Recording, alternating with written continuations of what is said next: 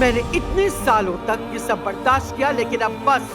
मैं तुम्हें अपने बेटे के आसपास भी नहीं देखना चाहती। चले जाओ यहाँ से, हमें तन्हा छोड़ दो।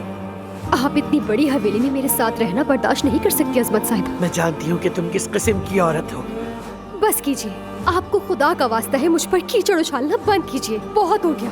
तुम हमारी हवेली में रहने के लायक नहीं हो। तुम मेरे बेटे के लिए मौजू औरत नहीं हो। ऐसा मत कहिए, मैं मिन्नत करती हूँ, ऐसा मत कहिए। शरीफ और अदनान के आने से पहले ये जगह छोड़ दो। अपने गंदे वजूद को लेकर यहाँ से वापस चली जाओ। अगर तुम्हें जरा भी गैरत है तो यहाँ कभी वापस ना आना।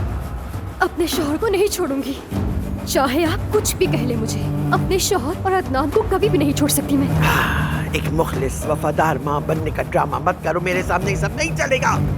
मैं अपने बेटे को सब कुछ बता दूंगी।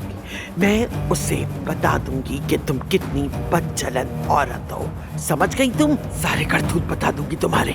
बहतान लगाना अच्छी बात नहीं, तोहमत लगाना गुनाह है। आपका दिल बुराइयों से भरा हुआ है।